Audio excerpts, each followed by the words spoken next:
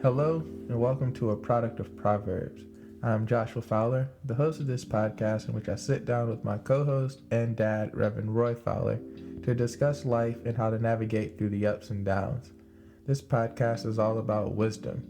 And my dad brings a certain biblical expertise while I bring a specific millennial perspective.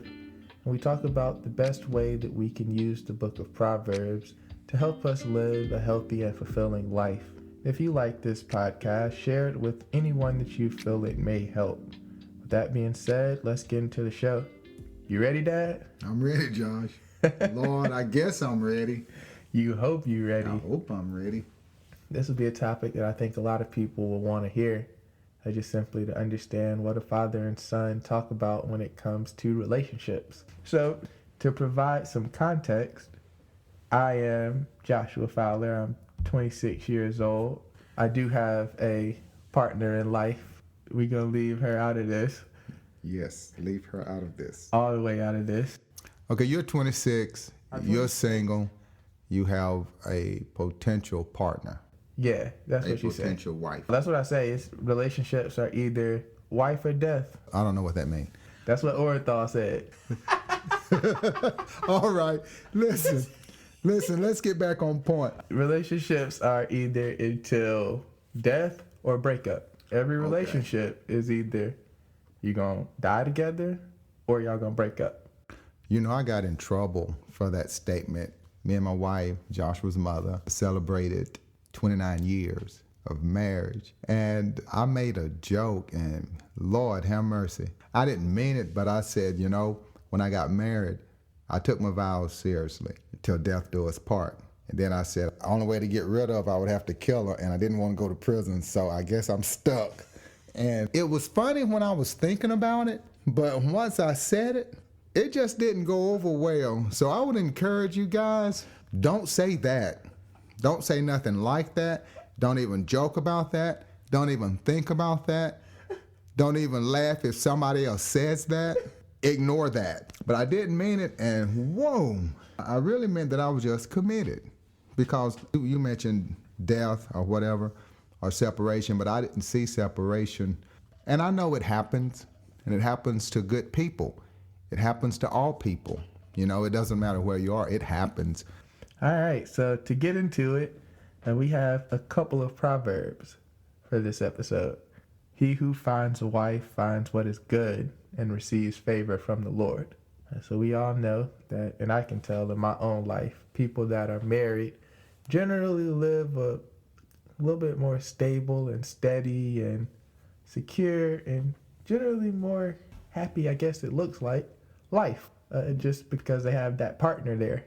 So it's like they have half the load that all the single people, and single meaning you pay your own bills, because I come from trying to thought that you single till you married. That girlfriend, boyfriend thing is cute, but you single until you're married and you're one. You can be in a relationship, you can be a fiance, you can be committed and exclusive, but when you file your taxes, you either single or married. Right. So that's the first proverb, is he who finds a wife finds what is good and receive favor from the Lord. The second one is Proverbs 31:10. A wife of noble character, who can find? She is worth far more than rubies.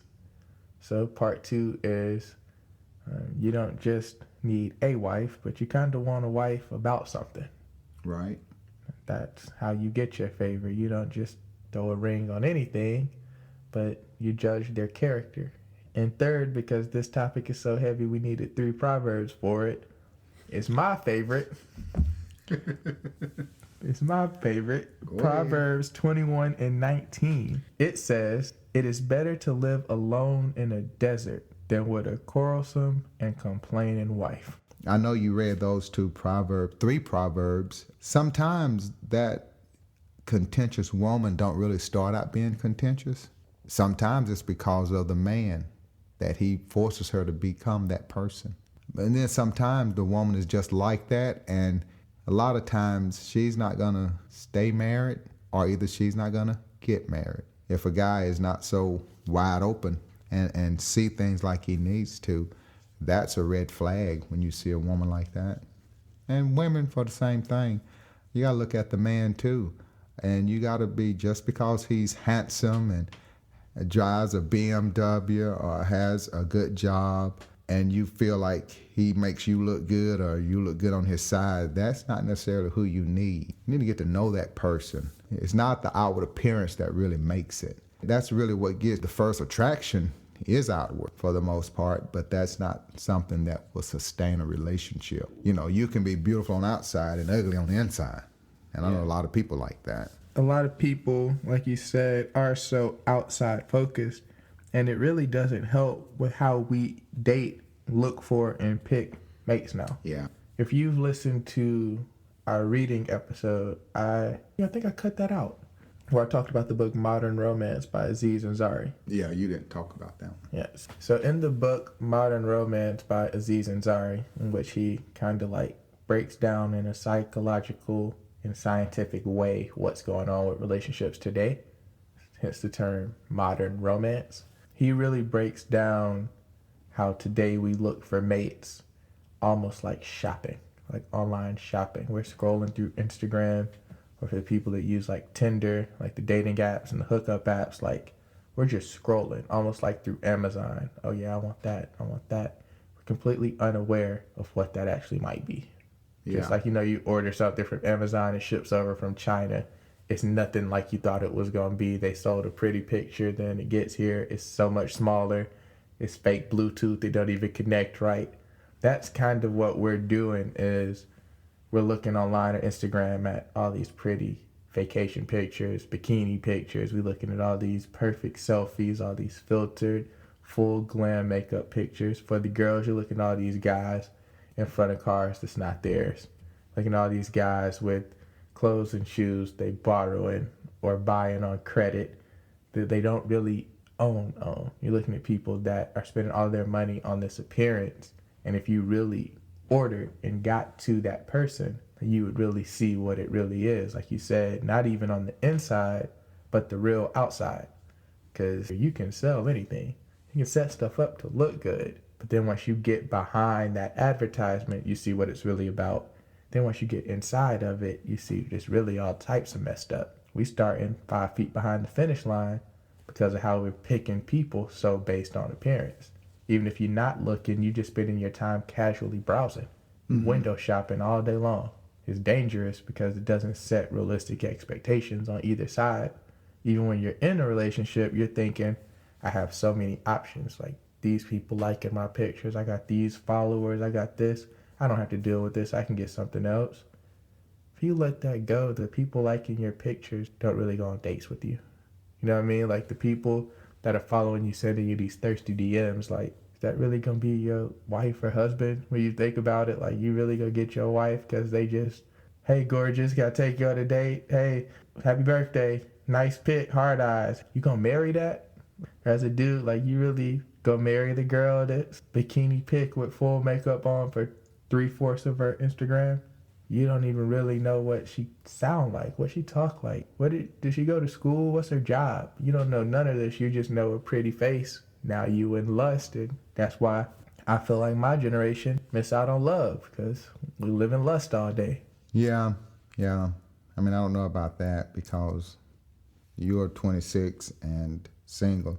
I'm 57 and married with children. Yeah, you ain't on the gram. No.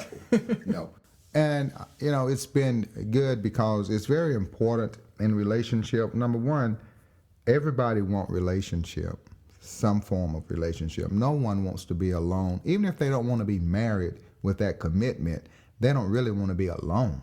They just don't want that commitment.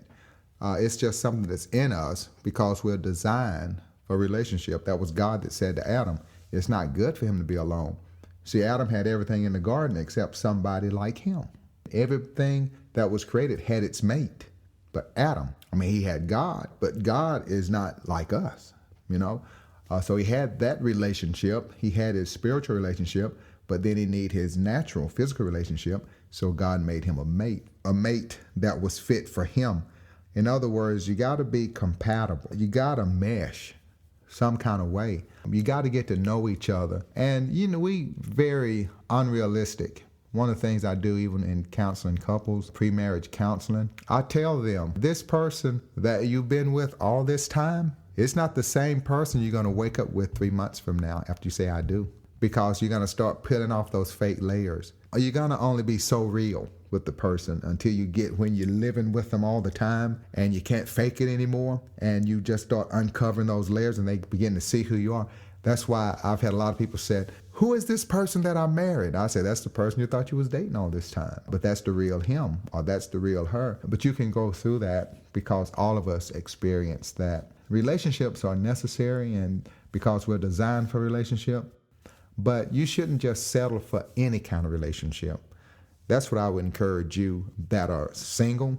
I would really tell you, looking back over my life, know who you are and understand this. You become a complete person in yourself. Don't be looking for somebody to make you complete. If you become complete in yourself, then when you find that partner, then it will be on a more solid foundation. And your partner, ladies, know who you are. And listen, be happy with who you are in you. You don't want, and you shouldn't feel like you got to find somebody to make you somebody. Be somebody yourself. And when two somebodies meet up, then you got something that's really good and a good possibility and opportunity. So do things to make you complete. He that findeth a wife findeth a good thing and gain favor from the Lord. That was the first proverb you read. And the thing is this, that wife that he find is somebody that's worth looking for. We had our Valentine love conference at the church, and two of the speakers, they were speaking about the treasure. And they say, he that findeth a wife findeth a treasure. And they was talking about when he found her, she was valuable. He didn't make her valuable. She already had value. So that's what I would tell the single ladies. I don't know if this is really how we were supposed to go with this, but I would tell the single ladies to make sure that you are a treasure. You make sure you're a treasure. So when this person, this man that's looking for a treasure will recognize the treasure that you are, and then that he would grab that treasure.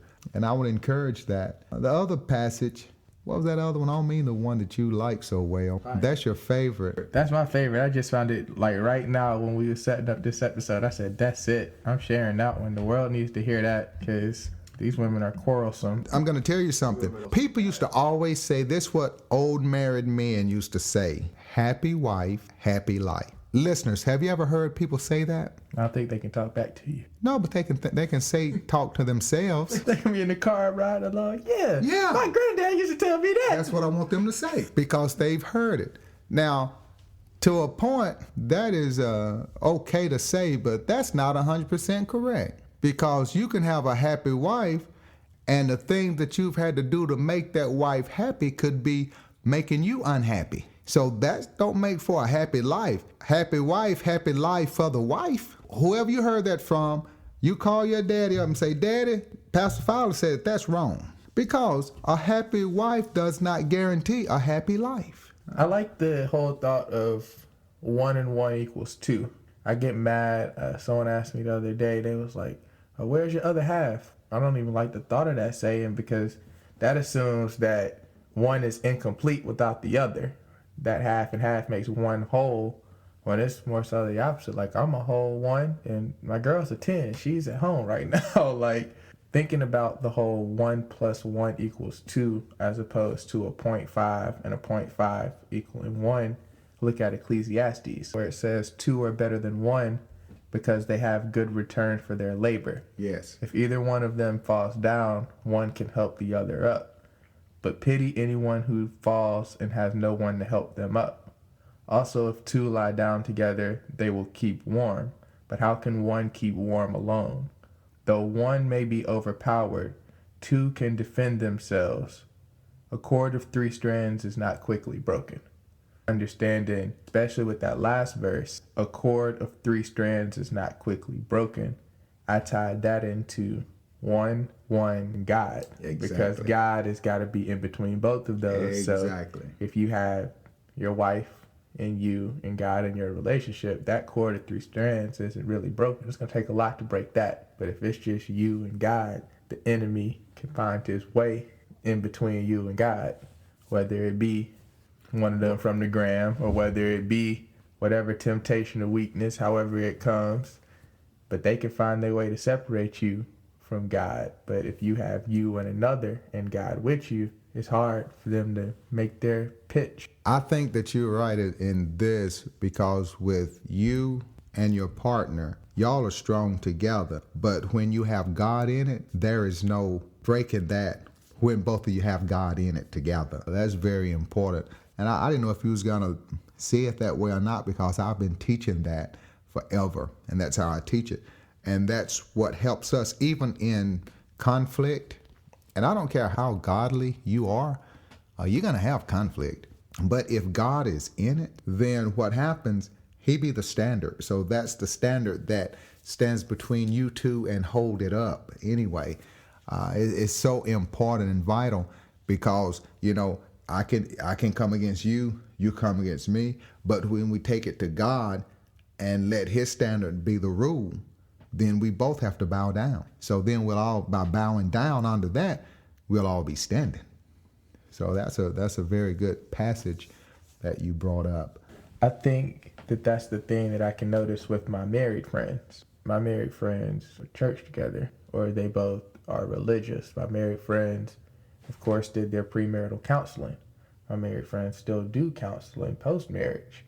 And they all can say this helps our relationship grow stronger. So like just having that whole kind of support system built into your relationship might be why they're a little happy, be a little more stable, where the single people or the single friends, they might go to church, they might do God, their person might not.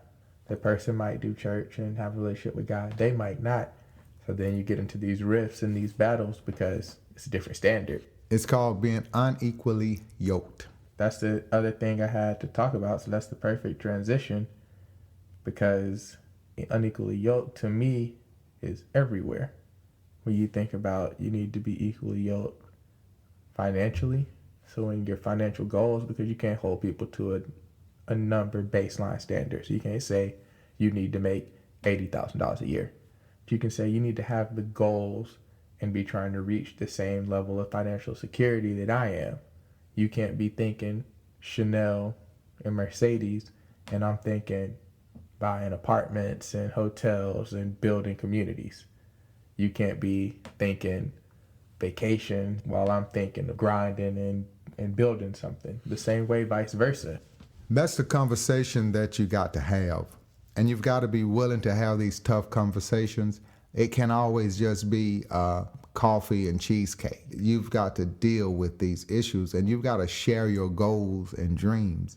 And you got to listen to what that other person says, and you've got to be able to interpret what they don't say and see what they show. Because sometimes people will say one thing, but they show something else. You can't tell me you're with me and you feel the same way when I see you going and doing these other things. And you've got to guard against that. And I tell you, you're right, Josh, as it relates to being unequally yoked. I know when the scripture was written, it was talking about having the same spiritual or religious ideals. You shouldn't unite with a pagan if you're a Christian. But it also transcend and translate over into the other areas as well. Like the very things you said, they are very important. And those are things you need to be looking at. Because if I'm looking to do like you said, then I don't need to hook up with this person that just wants to vacation every 3 months. I don't care how she look. I don't care what she says. Really, it's not what's on the outside. It's what's on the inside that's going to help you to be able to stand. And that's how it is with the women's beauty. And from a biblical perspective, it say don't be so dressed up on the outside, adorned with gold and silver and all this jewelry and makeup and stuff. No, let your beauty be from the inside. It doesn't matter what kind of hairdo is on the head, it's what's inside the head. And vice versa, it goes for the guy too. He might have a $25 haircut, but he got a 10-cent head. It's the same way. You just showed your age right there, Leroy. These folks out here charging $40 for a cut nowadays. Oh. When I was getting haircuts, it was only $10. What happened? I remember $10 Tuesdays. I guess barber overhead going up, because now I pay $30 for a cut, It's after tip. It's like around $40, and some barbers charge $40 off the rip. Well, I'm just fortunate that I can still get a haircut. That's a fact. That's a fact. You just flexed right there. 'Cause Yeah. yeah. And relationships are tricky, but they conversations that need to be having. Like you said, it's a tough conversation. It's a tough conversation that's always to be had whenever you have to kind of, this is going to sound so bad, but it's always tricky to tell people in a diplomatic way that they're not good enough. Because you're not saying you're not a good enough person. You're not saying that you are lacking, that you're missing anything, that you're not whole, you're not beautiful, or none of that. You're saying that you're not the right one. Yeah, I think that's better than not good enough, that you're not the right one. But see, you say you're not the right one, but that gets taken as what's wrong. Well, we don't have the same goals. It gets taken as a deficit. Like, what can I do to be better? How can I be better? What am I missing? And I think that's what a lot of girls are dealing with, is the back end of breakups, in which they start to question themselves as being the root cause of it and the insecurities that come with that. So that's why they dress up in the jewelry, the gold, the makeup, the nice clothes, the nice hair, because from whatever happened in the previous relationship, they took that personally, not situationally. This situation wasn't right, not you wasn't right. So now they be out doing the entire most to prove they're right, if that makes sense. But And the thing about it, if there's something too we probably need to talk about, is, as I mentioned earlier, you've got to know who you are. And I had a friend of mine that he made this statement. He said, I may not be your cup of tea, but I'm tea. So what he was saying is this: he was confident in who he was. Whether you approved of him or liked him or not had no bearing on who he was.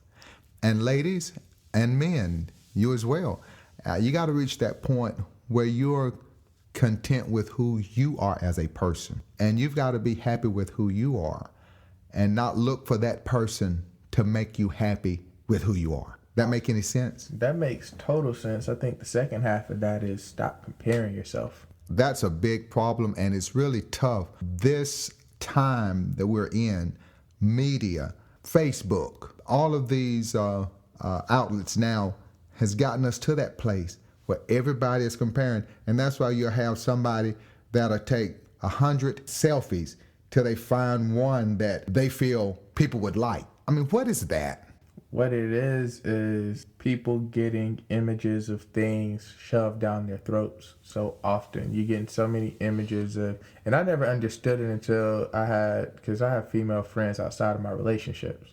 So I've had female friends that'll break it down and be like, look, the beauty industry is wild. Like, even from us as young girls, like, think about the Bratz doll. Do you remember the Bratz doll back in the day? I know we never bought dolls, but in Walmart, I only had sons, so Yeah. we didn't look at no brat dolls. so you know the Barbie, and then back when we was kids, they had Bratz. It was like a whole nother brand. Okay. But Barbie is cookie cutter. Yeah. Kind of Susie, white picket fence, her and Ken. Bratz was gutter. Like, Bratz had the what's that called? Eyeshadow, real kind of ghetto. Like, real makeup with little skirts did all. But she broke it down like, just think, we was seeing and playing with these because they made Bratz dolls a little darker than blonde Barbie. Okay. Bratz dolls would have black hair. Bratz dolls have brown hair. And the black Bratz dolls, I know they had black Barbie, but that was still a black Barbie. You know what I mean? Still a Barbie. Yeah. So they're like, this is what we've been seeing. And think about all the advertisements we get for hair, Yes. for makeup, Yes. even the stuff we can't use, Pantene, Maybelline. Like, you see all these advertisements, don't think anything of them. We see them and see these women that we feel like that's what we should look like to be on TV. Yeah. And they like, think about all those pressures that we don't have to deal with. We don't even have to think about. So those pressures on top of just like a general, another thing that's very damaging are adult words. I've seen it in person as a more conscious and aware adult, but like what you say to your nieces and nephews, what you say to even your sons and daughters, like that could hit them. Like it might be a joke, call him fat man. Man, he might grow up and really be self-conscious about that weight. Yeah. Like it might be the one that's lighter gets treats better than the one that's darker. Yeah. But she deal with that. Like she don't ever get yelled at. I always get yelled at. Now all this type of stuff is weighing on them, and that's why they kind of be, I'm not gonna call it lost, but just doing all the different things, just doing things to make them feel like what society, family, TV, media have been telling them they should feel like, make them look like what all these outlets have been telling them they should look like their whole life. It's because it's not a point in time right now thing. It's something that's been building ever since they was little. And I have found myself over the years in my preaching dealing with self-affirmation. I want people to not let others be the standard of their judgment of themselves. You don't need others to affirm you. I don't need for you to think a lot of me for me to think a lot of myself. And we've got to get to that point. And like you said, we're bombarded with so much stuff. And I can see how that would affect us because it affects everybody. And that's why I always try to let people know what God says about them, because that's really what matters. Because he said you are wonderfully and marvelously made. You know, you are created in his image, not in this person on the TV's image, not in this mass advertisement's image, but you are created in God's own image and his likeness. And God loves you as you are. And you've got to love you as you are. And listen, you want to be loved? Who better to be loved by than God himself? If you ever get to that point that God loves you, God approves of you, God created you, you're already established in who you are to be in God, and he affirms you, let God be the one that affirms you and not anybody else. It's important that you become a whole person yourself, and you don't need others. We like to be liked. I like to be liked. If anybody say they don't like to be liked, you're the exception. You are not the rule. We like to be liked. But understand this, some people will use that to control you. They'll use that to make you feel bad, to, as you said, use words to hurt you, to demoralize you, put you down. But you got to guard against that, to know that it doesn't matter what they say. Just remember this, you might not be their cup of tea, but your tea. There we have it. You be your tea, and you'll find a tea that compliments you. Hey, you'll find somebody that's your cup of tea. That. You might not like chamomile tea, but I do. There you go. There you go. Can I leave some things with them? Definitely. Listen, what I want to leave with you is this. You've got to respect yourself. Respect yourself, and then others will have no choice but to respect you. Respect yourself, respect others. Treat people right. I used to always say, as the Bible says, you don't do unto others as they do unto you. You do unto others as you would have them do unto you. So what does that mean? You just treat people like you want to be treated. Love yourself, and you're loved by God. Don't look for somebody else to make you complete. God completes you. Don't look for somebody else to make you happy. Because if you look for somebody to make you happy, that same person can make you sad. All right? Don't look for that. Be happy with yourself. And when you're a complete person, you'll be that treasure, male or female, you know. You will be that treasure that's out there, and everybody wants good treasure. Okay? And you be that treasure. There you have it. Words from the wise man himself. Well, I think this would be a good spot for us to wrap up this relationships episode before we say something that's going to get us in trouble. If we haven't already, I think we started out in trouble. Yeah, we started off on one, but we got some sense in us by the end. We'll see if it stays that way in editing, or if we start off smooth and then go crazy at the end. Or if we just be smooth all the way through. I guess it's up for the listeners to find out. As always, Dad, thank you for your time. My pleasure. And as always, to you, our listeners, thank you for tuning in. We hope you enjoyed this. As always, if you did enjoy this and you feel that someone else would enjoy this, whether the humor of us cutting up or the real talk about relationships, share this with anyone. Share it with your mom, your grandma, your dad, your little brother, your cousin, your classmates, your coworkers. We want this to get out everywhere. So I hope you enjoyed, and we'll catch you next week. All right. Here we go.